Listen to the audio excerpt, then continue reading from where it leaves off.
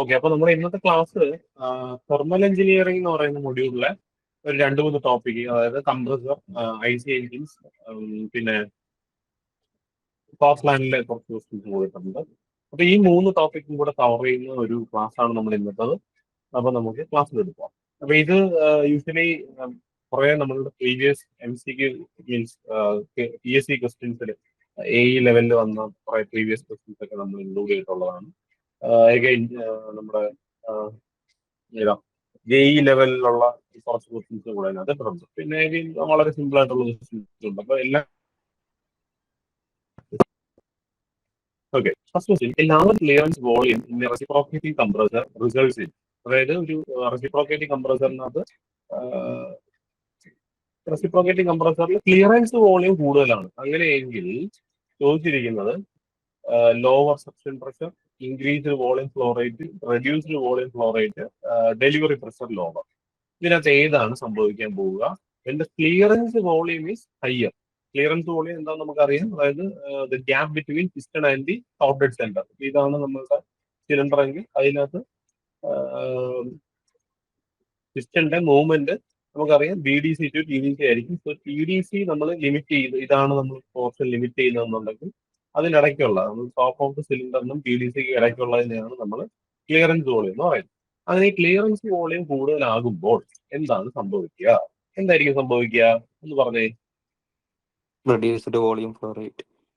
Reduced volume flow rate. അല്ലേ? Very good. അതായത് നമ്മൾ അകത്തോട്ട് നമുക്ക് സക്ക് ചെയ്യാൻ പറ്റുന്ന, ഇൻഡ്യൂസ് ചെയ്യാൻ പറ്റുന്ന ക്വാണ്ടിറ്റി ഓഫ് എയർ എന്ന് പറയുന്നത് കമ്പാരിറ്റീവ്ലി കുറവായിരിക്കും. അപ്പോൾ നമ്മൾ അകത്തോട്ട് എടുക്കുന്ന കുറവാണ്, പുറത്തോട്ട് കൊടുക്കുന്നതും കുറവാണ്. സോ അകത്തോട്ട് വരുന്നതും പുറത്തോട്ട് പോകുന്നതുമായ വോളിയം ഫ്ലോ റേറ്റ്, അതായത് ക്വാണ്ടിറ്റി ഓഫ് എയർ അകത്തോട്ട് കയറുന്നതും പുറത്തോട്ട് പോകുന്നതും അത് കുറവായിരിക്കും എന്നുള്ളതാണ് അതിന്റെ answer. So reduced volume flow rate ആണ്. ഇനി for fixed suction pressure and clearance volume, as the delivery pressure of a reciprocating compressor increases, its volumetric efficiency. Okay. അപ്പോൾ കുറെയൊക്കെ ഞാൻ ക്ലിയർ ആയി കിട്ടുന്നുണ്ട്. ഏത് ക്വസ്റ്റ്യൻ പേപ്പറിലാണെന്നുള്ളത് ക്ലിയർ ആയി കിട്ടുന്നുണ്ട്. ഇപ്പൊ ഇത് നിങ്ങൾ നോക്കി അറിയാം, കാൻകോഡ് അസിസ്റ്റന്റ് എഞ്ചിനീയറിന്റെ ഉള്ളതായിരുന്നു. അപ്പൊ ഇതിനകത്ത് ചോദിച്ചിരിക്കുന്നത് നമ്മളുടെ റെസിപ്രോക്കേറ്റിംഗ് കംപ്രസറിൽ സക്ഷൻ പ്രഷറും ക്ലിയറൻസ് വോളിയം നമ്മൾ ഫിക്സ് ചെയ്തു. ഡെലിവറി പ്രഷർ കൂട്ടുമ്പോൾ വോളിയോമെട്രിക് എഫിഷ്യൻസിക്ക് എന്ത് സംഭവിക്കും? അപ്പൊ ഇത്തരം ക്വസ്റ്റ്യൻ വരുമ്പോൾ നമ്മൾ ഓൾറെഡി ഇതിന്റെ ക്ലാസ് ഞാൻ പറഞ്ഞിട്ടുള്ളതാണ്. എങ്ങനെ നമുക്ക് വോളിയോമെട്രിക് എഫിഷ്യൻസിക്ക് ഒരു എക്സ്പ്രഷൻ ഉണ്ട്. എന്താണ്?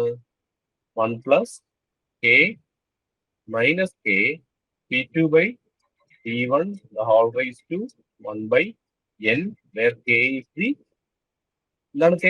Compression. ഇല്ല, ക്ലിയറൻസ് റേഷ്യോ കേട്ടോ. K എന്ന് പറയുന്നത് clearance ratio. Clearance volume by സ്റ്റെപ്പ് വോളിയം, അതിനാണ് നമ്മൾ ക്ലിയറൻസ് റേഷ്യോ എന്ന് പറയുന്നത്. ഓപ്ഷൻ ഡി ആണ് ആൻസർ. Option D. എങ്ങനെ കിട്ടി?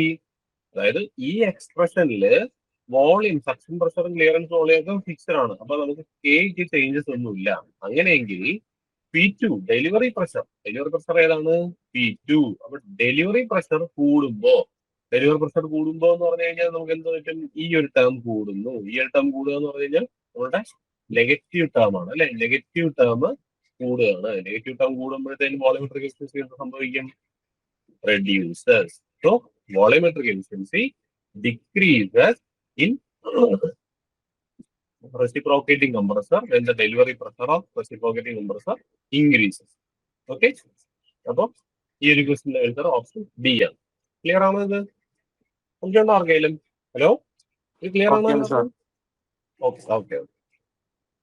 ഇനി for air compressor, the law of compression desired is isothermal and that may be possible by, അതായത് നമുക്കറിയാം കംപ്രസറിൽ നമുക്ക് ഏതായാലും കംപ്രഷനാണ് നമ്മൾ ഓപ്റ്റ് ചെയ്യുന്നത്.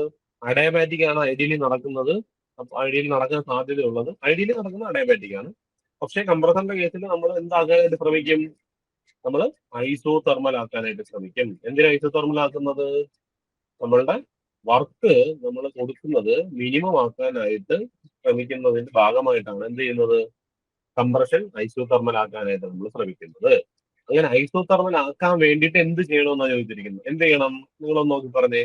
ഈ തന്നിരിക്കുന്ന ഓപ്ഷനിൽ എന്ത് ചെയ്താൽ ഐസോതെർമൽ ആവും? High speed, low speed, any speed does not affect the compression. None of the above. എന്താണ് നിങ്ങൾക്ക് എന്ത് തോന്നുന്നു സ്പീഡിനെ കുറിച്ച്? നമ്മൾ പറഞ്ഞിട്ടുണ്ടായിരുന്നു അല്ലേ? അതായത് എന്തുകൊണ്ടാണ് നമ്മൾ അഡയബാറ്റിക് അസ്യൂം ചെയ്തത്? ഐഡിയൽ കംപ്രഷൻ നമ്മൾ എന്തുകൊണ്ട് അഡയബാറ്റിക് അസ്യൂം ചെയ്തത്? അതായത് കംപ്രഷൻ എന്ന് പറയുന്ന പ്രോസസ്സ് വളരെ പെട്ടെന്ന് നടക്കുന്ന പ്രോസസ്സ് ആയതുകൊണ്ട് chances of heat transfer is low. അതായത് ഹീറ്റിൽ പുറത്തോട്ട് പോകാനോ അകത്തോട്ട് വരാനോ ഉള്ള സാധ്യത കുറവാണ്, കാരണം സമയമില്ലാത്തതുകൊണ്ട്. അപ്പൊ അങ്ങനെ പെട്ടെന്ന് നടക്കുന്നതായത് കൊണ്ടിട്ടാണ് അഡയബാറ്റിക് എന്ന് പറയുന്നത് നമ്മൾ അസ്യൂം ചെയ്തത്. പക്ഷേ നമ്മുടെ ആവശ്യം അഡയബാറ്റിക് അല്ലാതെ ഐസോതെർമൽ ആക്കണമെന്നായിരുന്നു. അങ്ങനെ ഐസോതെർമൽ ആക്കുക എന്ന് പറഞ്ഞു കഴിഞ്ഞാൽ എന്താണ്? അകത്ത് ഡെവലപ്പ് ചെയ്യുന്ന ഹീറ്റ് മുഴുവനും പുറത്തോട്ട് തള്ളിക്കളയണം. അതായത് ഹീറ്റ് ട്രാൻസ്ഫർ റേറ്റ് നമുക്ക് കൂടുതലാക്കണം.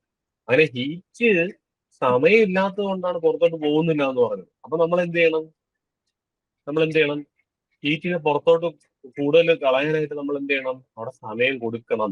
അതായത് ഹീറ്റ് ട്രാൻസ്ഫർ എൻഹാൻസ് ചെയ്യാനായിട്ട് നമ്മൾ അവിടെ സമയം കൊടുക്കണം. അങ്ങനെ ഹീറ്റ് ട്രാൻസ്ഫർ എൻഹാൻസ് ചെയ്യാനായിട്ട് സമയം കൊടുക്കുക എന്ന് പറഞ്ഞു കഴിഞ്ഞാൽ അതിന്റെ അർത്ഥം എന്താണ്? നമ്മള് ആ പ്രോസസ്സ് വളരെ പതുക്കെ ചെയ്യണം. വളരെ പതുക്കെ ചെയ്താലാണ് നമുക്ക് എന്ത് ചെയ്യാൻ സാധിക്കുക? ഹീറ്റ് ട്രാൻസ്ഫറിനെ എൻഹാൻസ് ചെയ്യാനായിട്ട് സാധിക്കുക. അപ്പൊ നമുക്ക് എന്ത് പറയാം? ഐസോതെർമൽ എങ്ങനെ അച്ചീവ് ചെയ്യാന്ന് പറയാം? Low speed. Very low speed. Okay, അതായത് ഹീറ്റ് ട്രാൻസ്ഫർ എൻഹാൻസ് ചെയ്താൽ മാത്രമേ ഐസോതെർമല് നമുക്ക് അച്ചീവ് ചെയ്യാൻ പറ്റുള്ളൂ. ഹീറ്റ് ട്രാൻസ്ഫർ എൻഹാൻസ് ചെയ്യുന്നത് എങ്ങനെ? നമ്മൾ മാക്സിമം ഹീറ്റിനെ പുറത്തോട്ട് തള്ളുക. ആ മാക്സിമം ഹീറ്റിനെ പുറത്തോട്ട് തള്ളാനായിട്ട് നമുക്ക് കുറച്ച് സമയം വേണം. അങ്ങനെ സമയം നമുക്ക് വേണമെന്നുണ്ടെങ്കിൽ നമ്മൾ ആ പ്രോസസ്സ് നടക്കുന്ന സ്പീഡ് കുറയ്ക്കണം. സോ വെരി ലോ സ്പീഡിലാണ് എന്ത് ചെയ്യാൻ പറ്റുക? നമുക്ക് ഐസോതെർമൽ ആക്കാനായിട്ട് പറ്റുക. ഓക്കെ, ഇത് ക്ലിയർ ആണോ?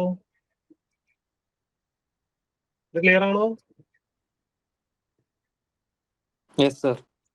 ഓക്കെ, ഇനി in a two-stage compressor with ideal cooling for the work requirement to be minimum, the intermediate pressure PI in terms of condenser and evaporator pressure. ഈ കണ്ടൻസർ ആൻഡ് ഇവാപറേറ്റർ പ്രഷർ എന്നൊക്കെ ഉദ്ദേശിച്ചിരിക്കുന്നത് എന്താണ്? നിങ്ങൾ refrigerator option B ആണ്.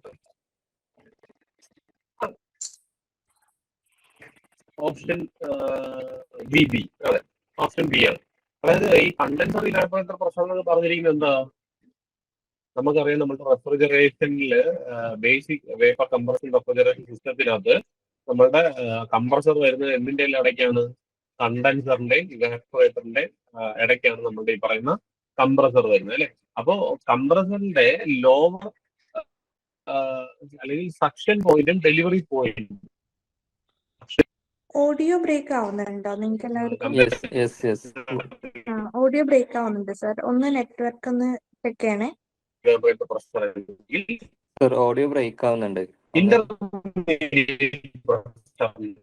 Value എന്താണ്? Value എന്താണ്?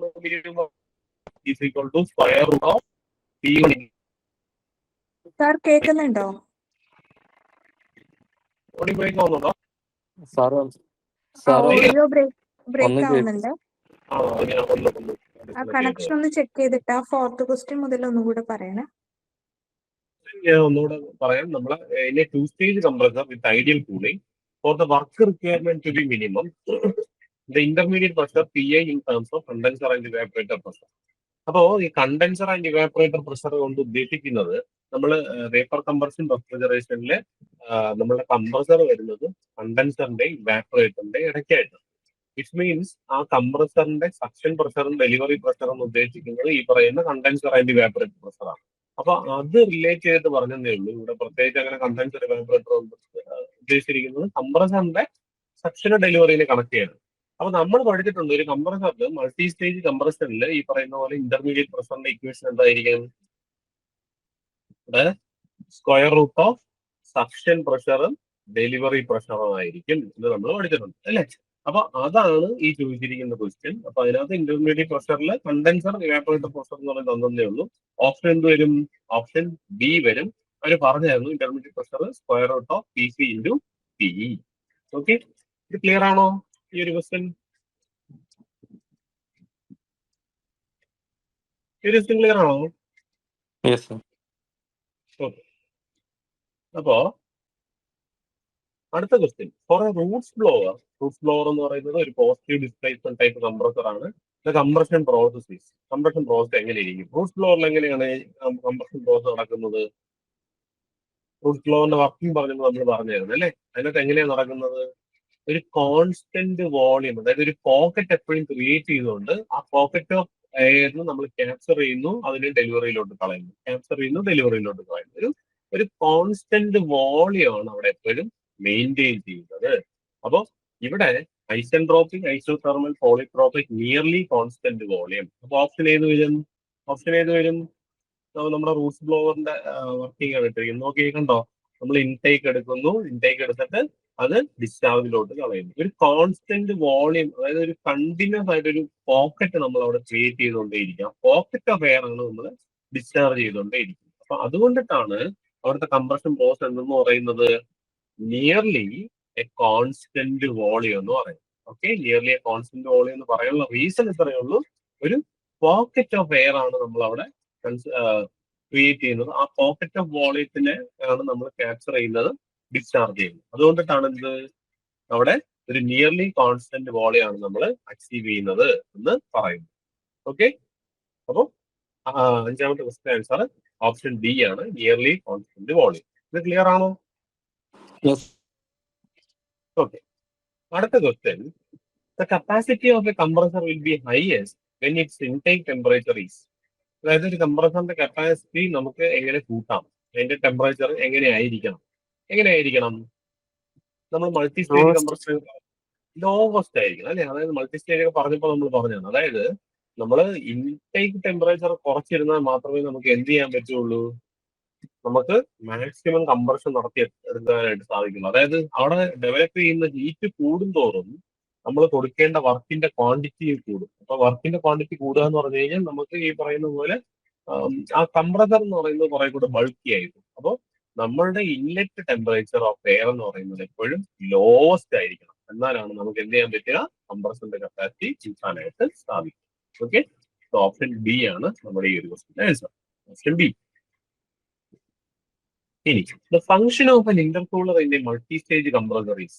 Multi stage കംപ്രസറിലെ ഇന്റർകൂളറിന്റെ ഫംഗ്ഷൻ എന്താണ്? To increase the quantity of air delivered, to make the compression polytropic, to protect compressor components from overheating, to cool the air and to minimize the work of compression. എന്ത് വരും? ഏറ്റവും apt ആയിട്ട് നമുക്ക് തോന്നുന്ന option എന്ന് പറയുന്നത് option D ആണ് അല്ലെ? ഇന്റർകൂളർ എന്തിനാണ് നമ്മൾ ഉപയോഗിക്കുന്നത്?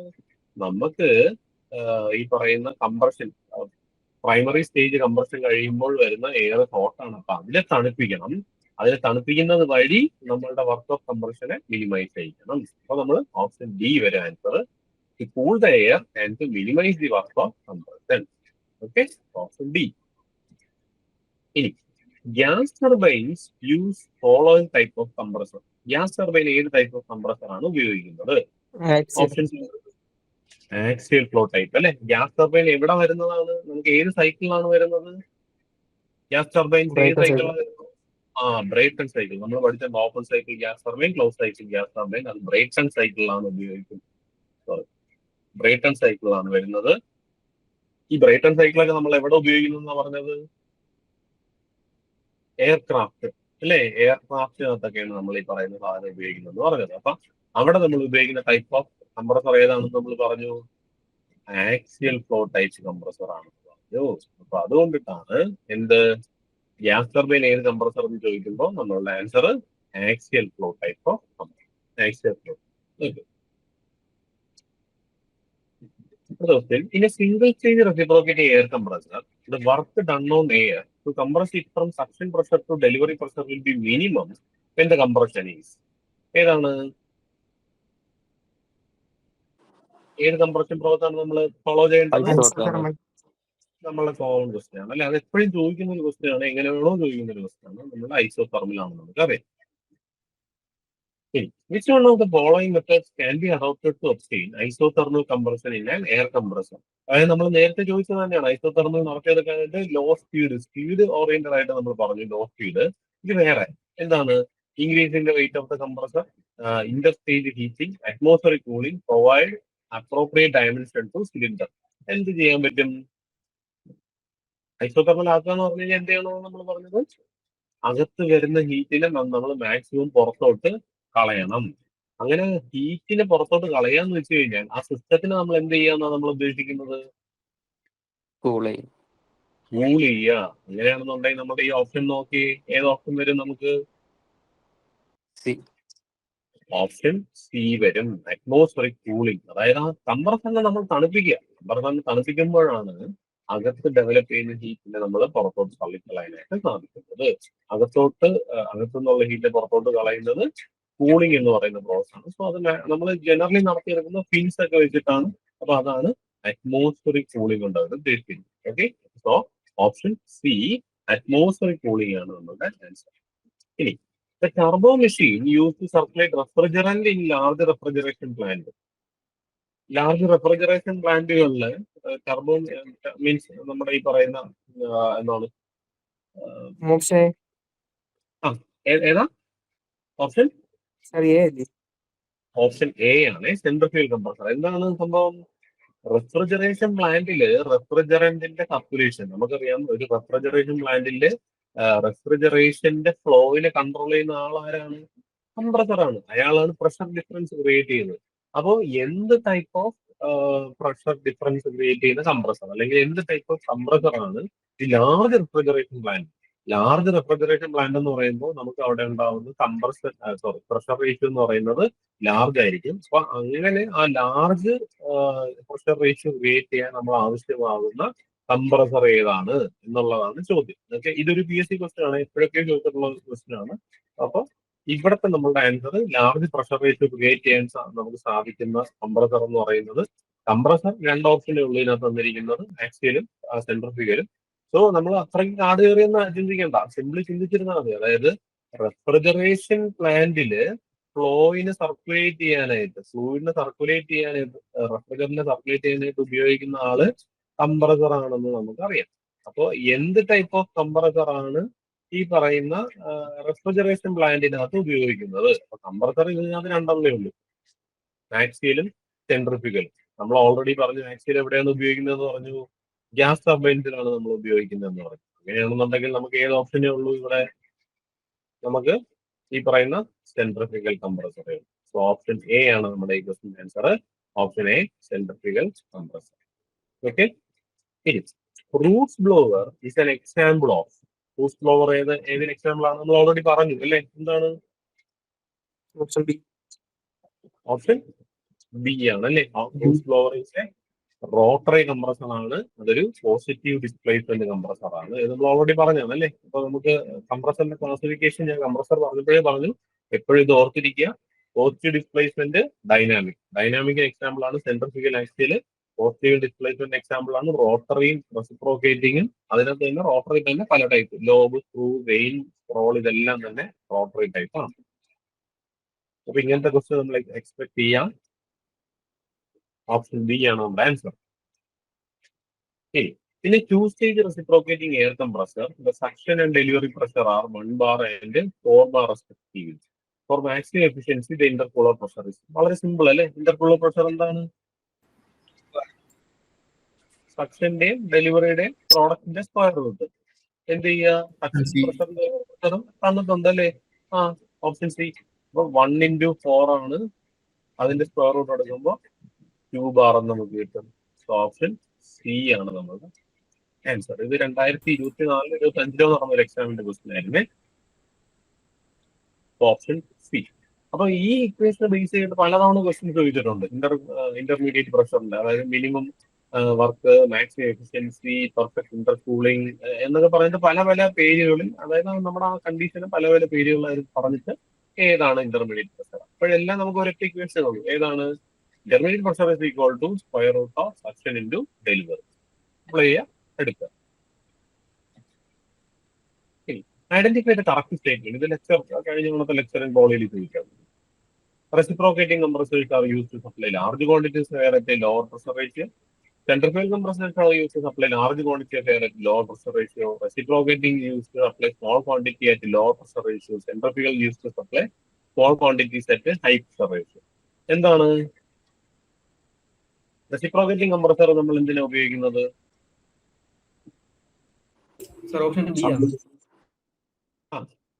റെസിപ്രോക്കേറ്റിംഗിന്റെ പർപ്പസ് എന്താണ്? സപ്ലൈസ് ലാർജ് ക്വാണ്ടിറ്റി ആണോ ലോ ക്വാണ്ടിറ്റി ആണോ? High pressure low discharge. Low quantity ആണ് റെസിപ്രോക്കേറ്റിംഗിന്, സെൻട്രിഫ്യൂഗലിന് ലാർജ് ക്വാണ്ടിറ്റി ആണ് അല്ലെ. What about pressure ratio? Pressure ratio വരുമ്പോ ഇയാൾക്ക് ഹൈയും പ്രഷർ റേഷ്യോ വരുമ്പോ ഇയാൾക്ക് ലോയും. ഈ കണ്ടീഷൻ സാറ്റിസ്ഫൈ ചെയ്യുന്ന ആരാണോ അത് നോക്കിയേ. Centrifugal compressors are used to supply large quantities at a lower pressure ratio. Option D അല്ലേ? ബാക്കിയൊന്നും അല്ലല്ലോ അല്ലെ. ലാർജും ലോയും സ്മോളും ലോയും സ്മോളും ഹൈയും അല്ലെ. അപ്പൊ ബാക്കി ഒന്നും അല്ല. ഓപ്ഷൻ ഏത് വരും? ഓപ്ഷൻ ഡി വരും. ഇത് വളരെ സിമ്പിൾ ആയിട്ടുള്ള ക്വസ്റ്റ്യൻ ആണ്. പക്ഷെ നമുക്ക് എവിടെയെങ്കിലും ഒരു കൺഫ്യൂഷൻ വന്നു കഴിഞ്ഞാൽ തെറ്റാനുള്ള സാധ്യത ഉള്ളത് കൊണ്ടിട്ടാണ് ഇങ്ങനത്തെ ഒരു ക്വസ്റ്റ്യൻ. ഓക്കെ, ക്ലിയർ ആണത്? ക്ലിയർ ആണല്ലോ അല്ലേ? Clear, sir. Okay. A two-stage reciprocating air compressor takes air. ഇത് നമ്മൾ ഓൾറെഡി പറഞ്ഞല്ലേ. ടേക്സ് എയർ ഇത് കണ്ടോ, ലെക്ചറിലും ചോദിച്ചിട്ടുണ്ട്. ഇത് ഇടയ്ക്കിടയ്ക്ക് ചോദിക്കുന്ന ഒരു ക്വസ്റ്റ്യൻ ആണ്. ഏതാണ്? Takes air at 3.6 bar, discharge at 10 bar. Maximum efficiency intermediate pressure എന്തായിരിക്കണം? നമ്മൾ ഓൾറെഡി പറഞ്ഞല്ലേ. Intermediate pressure suction pressure into delivery pressure ആണ്. അപ്പൊ 3.6 ഇൻറ്റു 10 ബാർ 36ന്റെ സ്ക്വയർ റൂട്ട് എടുക്കുമ്പോൾ 6 ബാർ. അപ്പൊ ഓപ്ഷൻ സി വരും. ഓക്കെ, കഴിഞ്ഞ തവണത്തെ ലെക്ചറിന് ചോദിച്ചാണ്. Option C. ഇനി which of the following is the correct formula for the volumetric efficiency of the reciprocating compressor? ഏതാണ്? നമ്മൾ ഓൾറെഡി പറഞ്ഞല്ലേ. ഏതാണ്? Option A. ഓപ്ഷൻ എ അല്ലേ. 1 + K എന്നോ സി എന്നോ വിളിക്കാം. നമ്മുടെ ക്ലിയറൻസ് റേഷ്യോന് ആണ് അവർ പറയുന്നത് അല്ലെ. P2/P1, P2/P1, the whole raised to 1/n. Option A. Which of the following is the unit of compressor capacity? കംപ്രസറിന്റെ കപ്പാസിറ്റി ഏത് വരും? നമ്മുടെ ഫസ്റ്റ് ക്വസ്റ്റ്യനിൽ നമ്മൾ പറഞ്ഞൊരു കാര്യമാണ്. എന്താണ്? സക്ഷൻ വോളിയം കുറയുമ്പോൾ എന്തോ കുറയുമെന്ന് നമ്മൾ പറഞ്ഞു. എന്താ കുറയുമെന്ന് പറഞ്ഞത്? സക്ഷൻ പ്രഷർ കുറയുമ്പോൾ എന്തോ കുറയുന്നത്? Volume flow rate. വോളിയം അല്ല, volume flow rate. Volume flow rate കുറയുമെന്നാണ് നമ്മൾ പറഞ്ഞത് അല്ലെ. അപ്പൊ വോളിയം ഫ്ലോ റേറ്റ് ആണ് നമ്മളുടെ കംപ്രസറിന്റെ കപ്പാസിറ്റി ഡിസൈഡ് ചെയ്യുന്ന പാരാമീറ്റർ എന്ന് പറയുന്നത്. Volume flow rate. Volume flow റേറ്റിന്റെ യൂണിറ്റ് എന്ത് വരും? എന്താ volume flow rate? Metre cube. Volume per unit ടൈമിനെ നമ്മൾ വിളിക്കുന്ന പേരാണ് വോളിയം ഫ്ലോ റേറ്റ്. അതായത് ഏരിയ ഇൻറ്റു വെലോസിറ്റി. അതാണ് നമ്മളുടെ വോളിയം ഫ്ലോ റേറ്റ്. ഡിസ്ചാർജ് എന്ന് പറയുന്ന സാധനമാണ് ഈ പറയുന്ന വോളിയം ഫ്ലോ റേറ്റ് എന്ന് പറയുന്നത്. ഓക്കെ, അപ്പൊ കപ്പാസിറ്റി ഡിസൈഡ് ചെയ്യുന്ന പാരാമീറ്ററിന്റെ യൂണിറ്റ് എന്ന് പറയുന്നത് മീറ്റർ ക്യൂബ് പെർ സെക്കൻഡ് ആണ്. Metre cube per second. Okay, clear ആണോ അത്? ക്ലിയർ ആണോ അത്? Hello. Okay, sir. Okay. In how many revolutions of the crankshaft a single acting reciprocating compressor completes one cycle? ഒരു single acting reciprocating കംപ്രസറിന്റെ ഒരു cycle complete ചെയ്യാനായിട്ട് എത്ര revolution of crank shaft വേണമെന്നാണ് ചോദിച്ചിരിക്കുന്നത്. നമുക്കറിയാം, ഒരു സിംഗിൾ ആക്ടിംഗ് റെസിപ്രോക്കേറ്റിംഗ് കംപ്രസറിൽ ഒരു cycle എന്ന് പറയുമ്പോൾ എന്തൊക്കെ ഉണ്ടാവും? എന്തൊക്കെ പ്രോസസ് ഉണ്ടാവും ഒരു സൈക്കിളില്? എന്തൊക്കെ പ്രോസസ് ഉണ്ടാവും ഒരു സൈക്കിളിൽ? സക്ഷൻ ആൻഡ് കംപ്രഷൻ എന്ന് പറയുന്ന രണ്ട് പ്രോസസ്സുകൾ ചേരുന്നതാണ് നമ്മളുടെ സിംഗിൾ ആക്ടിംഗ് റെസിപ്രോക്കേറ്റിംഗ് കംപ്രസറിന്റെ ഒരു സൈക്കിൾ എന്ന് പറയുന്നത് അല്ലെ. Suction and compression. ഈ സക്ഷൻ എന്ന് പറയുന്നത് എന്താണ്? The movement of piston from BDC to TDC. അതാണ് എന്ത്? ഇത് TDC, ഇത് BDC എങ്കിൽ നമ്മളുടെ ഒരു മൂവ്മെന്റ് ആണ് നമ്മുടെ ഈ പറയുന്ന സക്ഷൻ. ഈ ഒരു മൂവ്മെന്റ് എന്ന് പറയുന്നത് നമ്മൾ എന്ത് ചെയ്യണം? നമ്മളുടെ ക്രാങ്ക് എത്ര നേരം കറങ്ങണം? ഒരു ഹാഫ് റെവല്യൂഷൻ അല്ലെങ്കിൽ 180 ഡിഗ്രി കറങ്ങുമ്പോഴാണ് ഒരു സ്ട്രോക്ക് നടക്കുന്നത്. അടുത്ത സ്ട്രോക്ക് നടക്കുന്നതോ അടുത്ത 180 ഡിഗ്രി കറങ്ങുമ്പോഴാണ് എന്ത് നടക്കുന്നത്? ഡെലിവറി നടക്കുന്നത്. ഡെലിവറി എന്ന് പറയുമ്പോൾ താഴെ നിന്ന് മുകളിലോട്ട്. അപ്പൊ ഇത് രണ്ടും കൂടെ ചേരുമ്പോഴാണ് എന്താവുന്നത്? ഒരു സൈക്കിൾ ആവുന്നത്. അങ്ങനെയെങ്കിൽ നമ്മളുടെ ക്രാങ്ക് എത്ര റെവല്യൂഷൻ കറങ്ങണം? 1 revolution. 1 revolution കറങ്ങും. അല്ലെ? ഇപ്പൊ 1 റെവല്യൂഷൻ ആണ് നമ്മുടെ ഈ ഒരു ക്വസ്റ്റ്യൻ. അത് 1 റെവല്യൂഷൻ.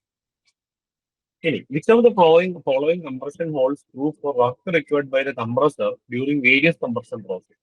വർക്ക് റിക്വയർമെന്റിനെ കുറിച്ചിട്ടാണ് ചോദിച്ചിരിക്കുന്നത്. വർക്ക് റിക്വയർമെന്റിൽ ഏറ്റവും കുറവ്, കൂടുതൽ, ഇന്റർമീഡിയറ്റ്, അതാണ് ഈ 4 ഓപ്ഷൻ കാണിച്ചിരിക്കുന്നത്. അതായത് 3 പ്രോസസ്സുകൾ തന്നുണ്ട്. എന്തെല്ലാം? Isothermal, polytropic, isentropic. ഇതിനകത്ത് ഏറ്റവും കുറവ് വർക്ക് ആർക്കാ വേണ്ടത്? ഐസോതെർമൽ. ഏറ്റവും കുറവ് ഐസോതെർമൽ അല്ലേ? ഏറ്റവും കുറവ് ഐസോതെർമൽ ആണ്. ഏറ്റവും കൂടുതൽ ആരാണ്? ഐസെൻട്രോപിക്. ഐസെൻട്രോപിക്. അപ്പൊ ഐസെൻട്രോപിക്കിൽ ഇരിക്കുന്ന ആളെ നമ്മൾ ഐസോതെർമൽ ആക്കാനായിട്ട് ശ്രമിക്കും. പക്ഷെ നമുക്ക് കിട്ടുന്നത് പോളിട്രോപിക് എന്ന് പറയുന്ന ഇന്റർമീഡിയറ്റ് ആണ്. അപ്പൊ നമ്മുടെ ഓപ്ഷൻ ഏത് വരും? Option A. ഓപ്ഷൻ എ വരും അല്ലെ? Option A. ഓക്കെ. അപ്പോ നമുക്ക് ഇന്നത്തെ ക്ലാസ് വൈൻഡപ്പ് ചെയ്യാം. Thanks you all and good night.